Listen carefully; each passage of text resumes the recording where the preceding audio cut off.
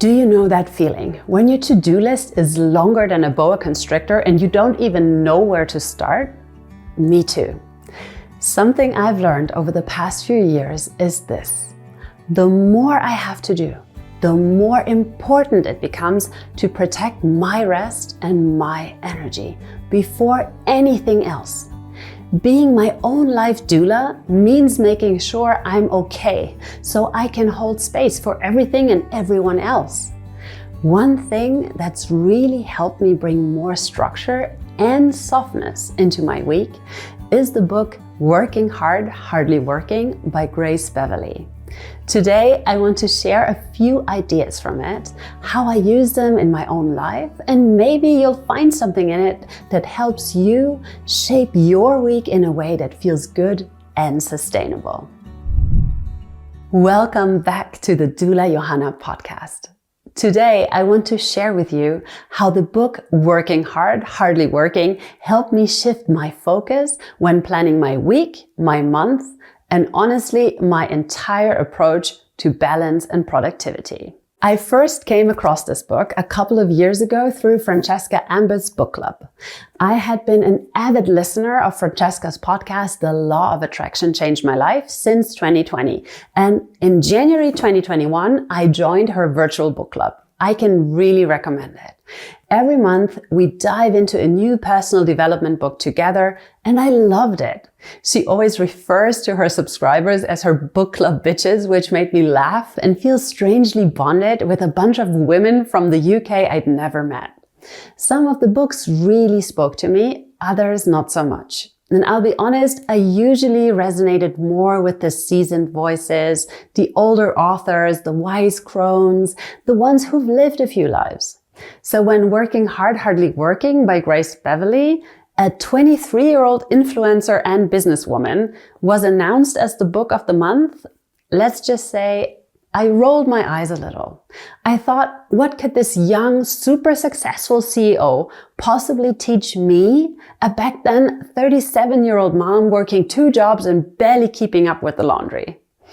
But as it so often goes, my stereotypes didn't get me very far. And I'm honestly so grateful I gave the book a chance. Because inside those glossy pages, I found something surprisingly grounded, a way of looking at productivity and rest that actually made sense for my messy, beautiful, and overbooked life. Today, I want to show you how I've used Grace's tools to carve out more joy, more intention, and even more rest without dropping all the balls I'm juggling.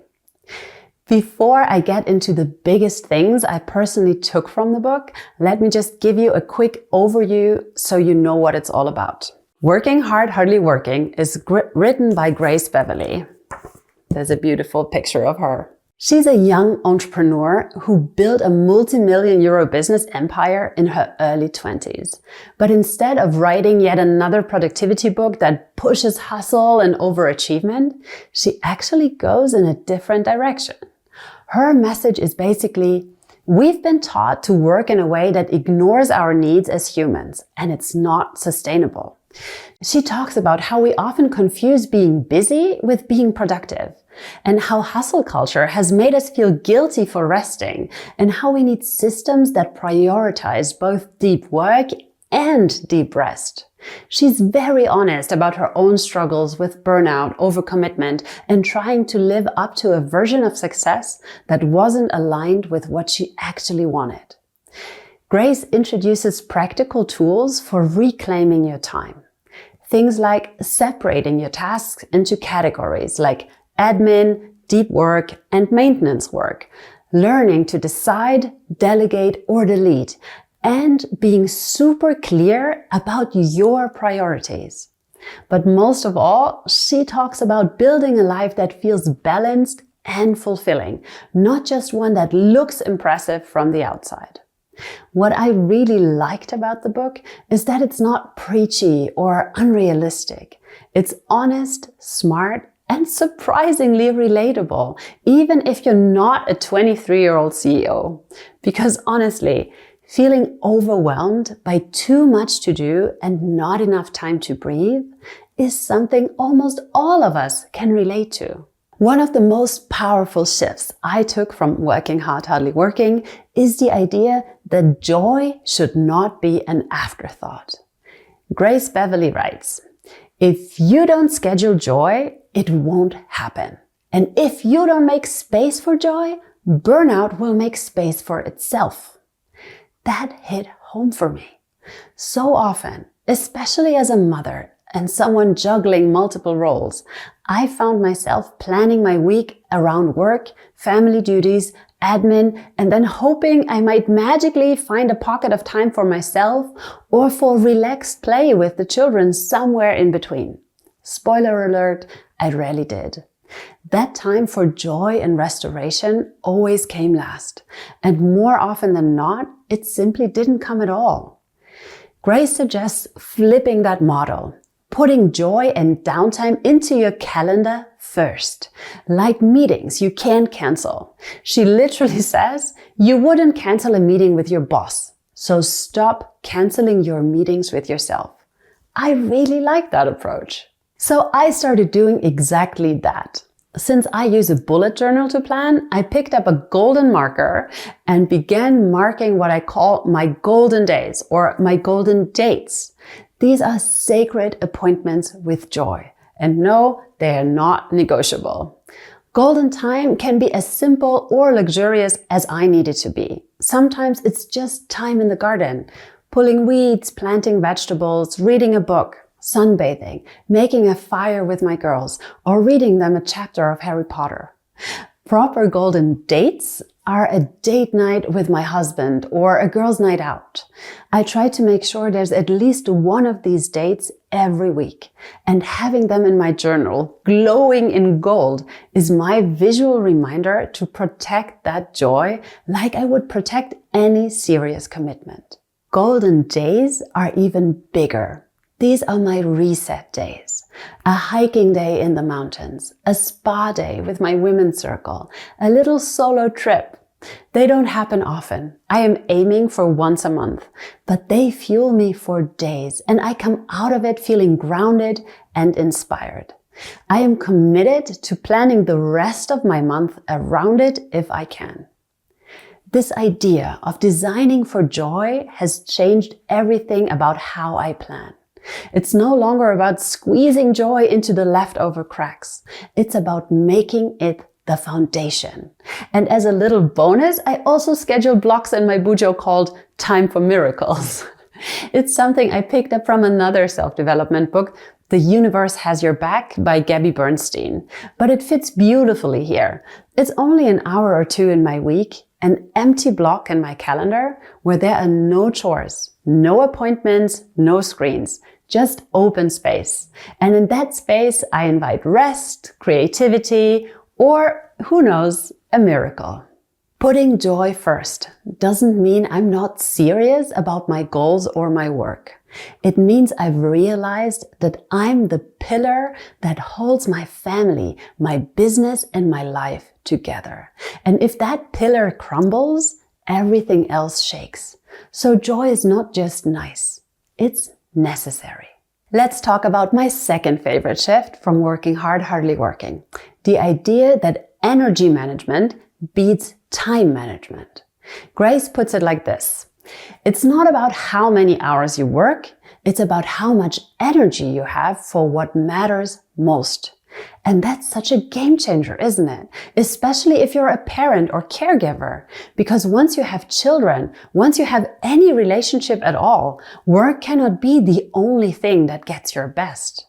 You cannot only leave the scraps for your kids or your partner if you want your relationships to thrive.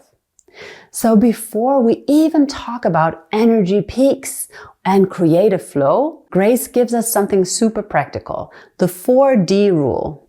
It's such a simple tool, but it cuts through the mental chaos. Before I add anything to my to-do list, I now ask myself, do I need to do it? Can I delay it? Can I delegate it? Or can I delete it entirely? And listen, I know so many mothers who feel like they're the only person who can do something properly. But that mindset is exhausting. The 4 Ds help you get clear. What's actually important? What truly needs your energy right now? And what are the things that can wait? And usually it's not your children. Once I started applying this, it helped me protect the small window I have for deep, focused work. So let's talk about that next. Grace Beverley encourages us to get honest about our natural energy rhythms, and I've really taken that to heart. Because for me, the golden window for deep creative work, like scripting or podcasting, is between 8 and 11 a.m. That's when I feel clear and inspired. After lunch, not so much. But that's okay, because not every task needs peak brain power. Admin tasks like replying to emails, scheduling posts, making thumbnails get done later in the day when my energy dips. I no longer try to force my creativity during those hours. My late afternoon and evening energy goes to my children, my husband, and my friends. Here's how my week usually looks. Monday to Thursday, I work at the medical faculty from 8:30 a.m. to 1:30 p.m. Then I take a proper break because, again, energy first. And after that, I do admin-y, doula, or podcast tasks until school pickup. Friday is my freelance day. My kids come home earlier, so I try to script at least one episode before 11 a.m. and record at least one episode before 1 p.m. The rest of the day, that's my miracle time, a block of unscheduled space inspired by Gabby Bernstein, where I invite creativity or rest or just let something unexpected show up. Grace says, you don't need to do more, you need better systems. Yes, 100 times yes, I agree with that. This is why I've created a system for me to do my podcast, for example, that I follow every single time. There's a checklist in my bullet journal. It always goes the same way. Script, record, edit, write an episode description, a blog post, an Instagram and Facebook post, and schedule them on the different apps. Create shorts from the long form video and schedule those too. It's boring in the best way. I don't need to feel motivated. I just follow the system. And that consistency keeps things moving, even when life is full. So if you're sitting there thinking, I just need to be more disciplined, maybe pause and ask instead, what are my energy highs and lows throughout the day? What's one task I could delegate, move, or even delete? What systems would support me when I'm tired, distracted, or overwhelmed? Because let's be honest, that's half the week for most of us. We don't want to rely on willpower and motivation during those hours, or at least I really don't. The third thing I took away from Grace's book was the chapter about rethinking success. Let's be honest, success is a loaded word. And it doesn't get any less complicated once you're trying to build a business and raise a family and stay connected to your real values. Grace Beverley writes, you don't have to want what everyone else wants. Success is not a single definition. It's a feeling. That line really resonated with me. Because the truth is, I get a lot of compliments about how much I get done. People often say things like, I don't know how you do it all, but internally, it doesn't always feel like I'm doing enough. Not at all, especially when money is tight. Somewhere in me, there's still this conditioning that tells me if it doesn't pay well, it doesn't count. And ouch, that's such a painful narrative. Because the things I love most, being with my kids, recording this podcast, supporting births, training to become a hospice volunteer, or working in my garden, they are not the things that make me rich. At least not yet. But if I check in with 9-year-old Johanna, the version of me who just wanted to be happily married, to have a few kids, and to grow vegetables and flowers in my backyard, well, then I'm already a billionaire in all the ways that matter. Grace Beverley also says to this, chasing someone else's definition of success is the fastest route to burnout. And I think she's right. Props to her for figuring all of this out at such a young age, seriously. I don't want to measure my life only by numbers in a bank account or how many downloads I get. Do I want the podcast to reach a lot of people? Yes, deeply, because I do believe I have something valuable to share. I want it to resonate. I want it to help other mothers or other parents to feel seen, supported, and a little more sane in the chaos of being a working parent. That's real. And yes, eventually I'd like it to generate income. So I can upgrade my microphone, get a second camera for interviews, and maybe take a weekend off, or simply feel paid for the energy I pour into something that I love. But if the only definition of success I allow is financial, then I'm setting myself up to feel like a failure, even while I'm living a life I once dreamt of. The other day, an acquaintance asked me, "How's the podcast going?" And I froze. I didn't know what to say. What does going well even mean? He asked, "What would success look like for you? When would you know that your podcast is successful?" And honestly, I didn't have a great answer, but maybe now I do. It would mean people feel held by what I'm saying. It would mean someone listens and thinks, "I needed that today." It would mean that over time, listeners want to work with me, whether as their doula or their coach, or just by buying a little digital product. That would feel like success. And that already does feel like success. Grace reminds us, the real flex is building a life that feels good, not one that looks good. So maybe it's time we all gave ourselves permission to redefine success, not by how much we've achieved, but by how aligned we feel, by whether our work reflects what we value, by how often we laugh with our children. Before we wrap up today, I'd love to leave you with one final question to carry with you into the rest of your day. Take a quiet moment and ask yourself, what would success feel like in your body? Not what it should look like, but what it would genuinely feel like.